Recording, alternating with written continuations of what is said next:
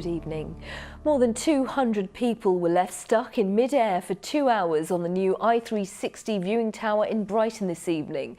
The pod was carrying a private party, including 2 pregnant women, and got stuck at 30 feet high. Guests say they were left in the dark about what was going on, with it being described as a slight technical hitch. The 400-foot attraction only opened last month.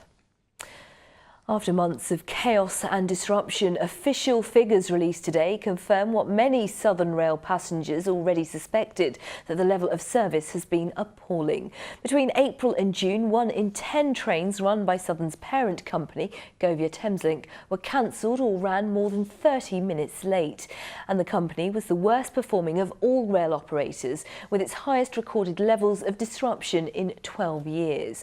Well, it comes as commuters have been facing further disruption on the second day of a 48-hour strike by the RMT, with only 60% of services running. And disabled passengers say they fear it'll become more difficult for them to travel by train if proposed changes to the role of conductors go ahead. Malcolm Shaw has our story. As the war of words between Southern Rail and the RMT drags on, disabled passengers are calling for their voices to be heard. Campaigners joining pickets outside Victoria Station. They're concerned that changing the role of conductors will undermine the rights of disabled people to travel by train. We need drivers who drive the train, guards who guard the train. The rail network, and particularly Southern region, is a very old network. It's not easily adaptable for disabled people to use. A lot of the time I just can't travel because there aren't the platform staff, there aren't the staff on the trains to assist you, and I've been left on the train more often than not. Southern Rail wants drivers to be given responsibility for opening and closing train doors. The company says that will free up conductors to give passengers more help, not less, including those with disabilities. We will have people on trains the same as we do today. The one thing that we've asked the RMT that we want to change and work with us on is that instead of that person also having responsibility for opening and closing the doors, because the trains are designed for the driver to do that, that responsibility moves to the driver. The person will still be on the train, but now they're totally dedicated to the customer and giving good customer service. But the RMT claims the changes Southern is trying to introduce will give the company leeway to run trains without conductors if there are staff shortages, a step towards driver-only operation, or DOO as it's known. Malcolm Chisholm has been a train conductor for over 20 years and says the changes will penalise disabled passengers. If the company are successful in declaring the whole area DOO, that means all the disabled and elderly people who at present are able to board our services without booking in advance will have to start giving 24 hours notice. The current strike ends at midnight tonight, but with no resolution to the dispute in sight, it may not be the last. Malcolm Shaw, ITV News, Brighton. Police believe a heavily pregnant woman missing from Dorset could have made her way to Spain. Katie Miles hasn't been seen for 9 days after missing an appointment at Poole Hospital. Police say she may have travelled with the father of her child, Robert Brown. A man's body has been found at a hotel in Southampton. Police, ambulance and fire crews were called to the Travel Lodge on the avenue at 1 o'clock this afternoon, following reports of a hazardous material also being in the room. Officers later confirmed the area was safe and the man's death is not being treated as suspicious. He was once so desperate he was about to take his own life by jumping off a bridge. But 29-year-old Johnny Benjamin was saved by the kindness of a passing stranger. Well, now he's an award-winning mental health campaigner who counts the Duke and Duchess of Cambridge among his supporters. Johnny joined world-renowned experts in the field of suicide prevention at a special conference in Southampton today. Kerry Swain was there for us. I'm done. I went to kill myself. I ran away from the hospital on the 14th of January 2008 to go to a bridge to jump off. And then I was on the edge of this bridge, and I don't know how long I was on there for. This guy approached me and started talking. Neil Laybourne was the stranger who saved Johnny Benjamin's life. The pair reunited 6 years later, both now campaigners for people with mental illness. The Duke and Duchess of Cambridge among those supporting Johnny's efforts to reduce suicide. He wants mental health education in schools. His own symptoms started in early childhood.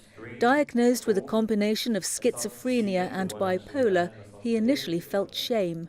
If you break an arm or break a leg, you're not embarrassed about it or ashamed, but when you have a broken mind, you are. And for me, it just helps talking about it because it gets rid of that stigma for me. The most important thing we need to do is talk about suicide. It's still a taboo, it's the biggest killer of men under 45 in the UK. 17 people kill themselves every day in the UK. That's well over 6,000 every year. If all the seats in this football stadium were full, that's almost a fifth of the crowd taking their own lives. In Southampton alone, there have been 60 suicides in the last 3 years. Street pastors, known for their care of drunk young people at night, are also patrolling during the day, schools, streets and railway stations. There are people who maybe have a plan to end their life and they might actually be on their way to do it when we encounter them. Or other people just maybe thinking about it, are desperately lonely. I was about to do it and then I was stopped, and just by having a conversation with someone, and every single suicide I believe is preventable. I really do believe that. And not just the responsibility of the experts here. The whole community, they say, can help save lives. Kerry Swain, ITV News. Now, it's a step back in time to the golden age of British holidays. Britain's oldest motorhome goes up for auction in Sussex this weekend. And what makes it even more special is that it has been untouched since the 1940s. It also comes complete with empty grapefruit tins and OXO cubes from 80 years ago. Our reporter Mary Stanley has been taking a look around. Perfectly preserved and shining in the sun, this is a unique piece of motoring history. But while it's impressive outside, it's inside where the history of this vehicle really comes to life. This is the oven unit which all folds away. You've got the little kettle, the little oven. This was all with it. There's packets of how to make jam with all the recipes and the things for the top with a string in it, all brand new. There's Borwick's baking soda. There's the original crockery. Things that are social history again, like Sunderland grapefruit. And it's fascinating, there's logbooks on how the car drove. But the thing that I find absolutely fascinating, is so charming, is Star Supply Stores sausages. You're never going to find that again, are you? The motorhome also boasts a pull-out double bed, a toilet although without any plumbing, original crockery and road maps from the 1930s. It was originally owned by Captain Dunn from Bexhill-on-Sea, and photographs which come with the home capture his holidays around the south. A wealthy entrepreneur, he shipped the Pontiac 6 from the US in 1935 and asked local coach builders to erect a home on the back.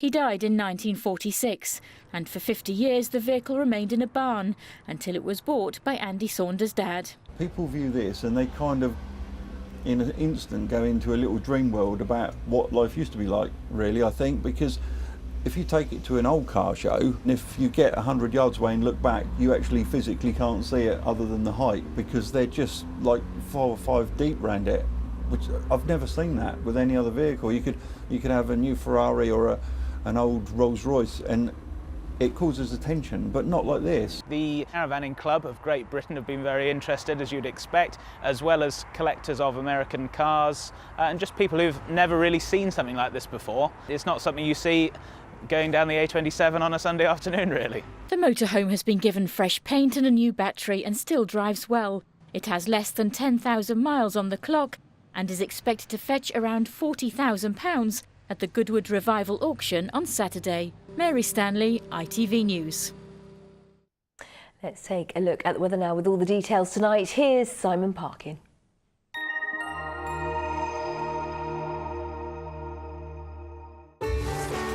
From sleet to the slopes, driving through Europe. Eurotunnel the Shuttle sponsors ITV Meridian weather.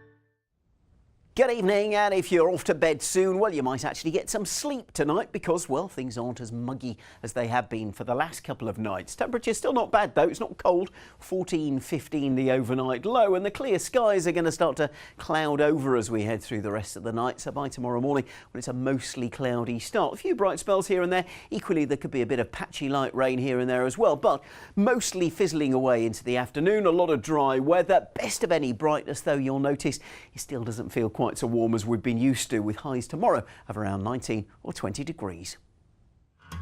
Eurotunnel the Shuttle sponsors ITV Meridian weather.